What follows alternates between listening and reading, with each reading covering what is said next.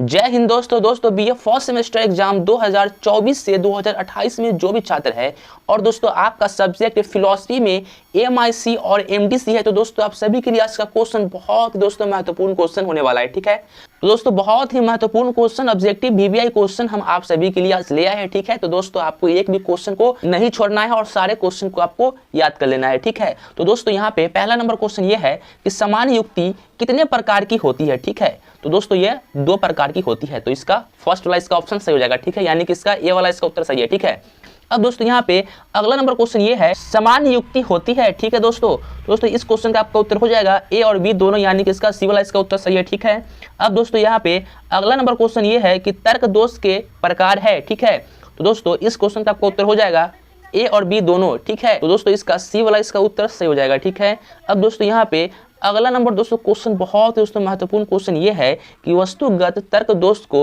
विभाजित किया जा सकता है। तो दोस्तों इस क्वेश्चन का आपका उत्तर हो जाएगा ए और बी दोनों, यानी कि इसका सी वाला इसका उत्तर सही है। ठीक है, अब दोस्तों यहाँ पे अगला नंबर क्वेश्चन ये है कि जिसकी लाठी उसकी भैंस से निम्न में से कौन युक्ति प्रकट होती है। ठीक है, तो दोस्तों इस क्वेश्चन का आपका उत्तर हो जाएगा मुष्टि युक्ति, यानी कि इसका ए वाला इसका उत्तर सही हो जाएगा। ठीक है, अब दोस्तों यहाँ पे अगला नंबर क्वेश्चन ये है संगीतधरता दोष के अंतर्गत शामिल है। ठीक है, तो दोस्तों इस क्वेश्चन का आपका उत्तर हो जाएगा उपयुक्त सभी, यानी कि इसका डी वाला इसका उत्तर सही है। ठीक है, अब दोस्तों यहाँ पे अगला नंबर क्वेश्चन ये है कि परिभाषा के उद्देश्य है। ठीक है, तो दोस्तों इस क्वेश्चन का आपका उत्तर हो जाएगा उपयुक्त सभी, यानी कि इसका भी डी वाला इसका उत्तर सही है। ठीक है, अब दोस्तों यहाँ पे अगला नंबर क्वेश्चन ये है कि परिभाषा के प्रकार है। ठीक है, तो दोस्तों इस क्वेश्चन का आपका उत्तर हो जाएगा उपयुक्त सभी, यानी कि इसका भी डी वाला इसका उत्तर सही है। ठीक है, अब दोस्तों यहाँ पे अगला नंबर क्वेश्चन ये है कि शाब्दिक विवाद प्रकार के दो हो सकते हैं। तो दोस्तों इस क्वेश्चन का आपका उत्तर हो जाएगा डी, यानी कि उपयुक्त सभी। ठीक है, अब दोस्तों यहाँ पे अगला नंबर दोस्तों क्वेश्चन ये है कि परिभाषा की विधियां है। ठीक दोस्तों इस क्वेश्चन का आपका उत्तर हो जाएगा सी, यानी कि ए और बी दोनों। ठीक है, अब दोस्तों यहाँ पे अगला नंबर क्वेश्चन ये है गुणार्थ विधिया से परिभाषा के प्रकार है। ठीक है, तो दोस्तों इस क्वेश्चन का आपका उत्तर हो जाएगा उपयुक्त सभी, यानी कि इसका डी वाला इसका उत्तर सही है। ठीक है, अब दोस्तों यहाँ पे अगला नंबर क्वेश्चन ये है कि तर्कशास्त्र निम्न में किसका विज्ञान है। ठीक है, तो दोस्तों इस क्वेश्चन का आपका उत्तर हो जाएगा विचारों का, यानी कि इसका ए वाला इसका उत्तर सही है। ठीक है, तो अगला नंबर दोस्तों क्वेश्चन ये है कि रचना की दृष्टि से तर्क वाक्य भेद है। ठीक है, तो दोस्तों इस क्वेश्चन का आपका उत्तर हो जाएगा ए और बी दोनों। ठीक है, अब दोस्तों यहाँ पे अगला नंबर क्वेश्चन ये है कि संबंध की दृष्टि से तर्क वाक्य भेद है। ठीक है, तो दोस्तों इस क्वेश्चन का आपका उत्तर हो जाएगा ए और बी दोनों। ठीक है, अब दोस्तों यहाँ पे अगला नंबर क्वेश्चन ये है सापेक्ष तर्क वाक्य भेद है। ठीक है, तो दोस्तों इस क्वेश्चन का आपका उत्तर हो जाएगा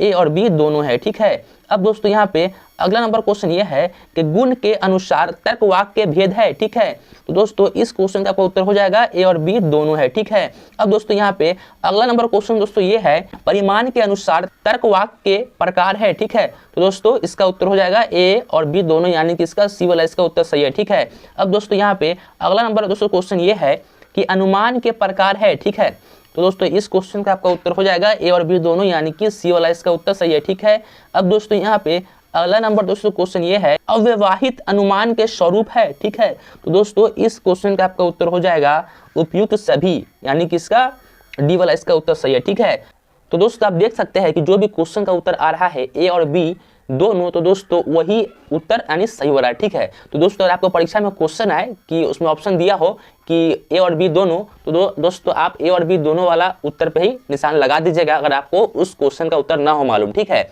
यदि दोस्तों अगर आपके परीक्षा में और क्वेश्चन का उत्तर उपयुक्त सभी वाला भी आए, तो दोस्तों अगर आपको क्वेश्चन का उत्तर याद ना हो तो आप उपयुक्त सभी जो उत्तर होगा उस उत्तर में टिक लगाकर आप परीक्षा का उत्तर दे दीजिएगा। ठीक है, लेकिन दोस्तों अगर आपको क्वेश्चन याद रहेगा तो बेहतर है, इसलिए आप सारे क्वेश्चन को याद कर लीजिए। ठीक है, चलिए दोस्तों अब यहाँ पे अगला नंबर दोस्तों क्वेश्चन आता है न्याय वाक्य के उदाहरण है। ठीक है, तो दोस्तों इस क्वेश्चन का आपका उत्तर हो जाएगा सी, यानी कि ए और बी दोनों है। ठीक है, अब दोस्तों यहाँ पे अगला नंबर क्वेश्चन ये है कि निरपेक्ष न्याय वाक्य की विशेषताएं है। ठीक है, तो दोस्तों इस क्वेश्चन का आपका उत्तर हो जाएगा ए और बी दोनों, यानी कि सी वाला इसका उत्तर सही है। ठीक है, अब दोस्तों क्वेश्चन ये है कि पुनर्स्थापना के कितने नियम है। ठीक है, तो दोस्तों इस क्वेश्चन का आपका उत्तर हो जाएगा 10, यानी कि बी वाला इसका उत्तर सही है। ठीक है, अब दोस्तों यहाँ पे अगला नंबर क्वेश्चन ये है डेमार्गन का सिद्धांत है। ठीक है, तो दोस्तों इस क्वेश्चन का आपका उत्तर हो जाएगा ए। ठीक है, अब दोस्तों यहाँ पे अगला नंबर क्वेश्चन ये है, तर्कशास्त्र का जनक किसे कहा जाता है? ठीक है, तो दोस्तों इस क्वेश्चन का आपका उत्तर हो जाएगा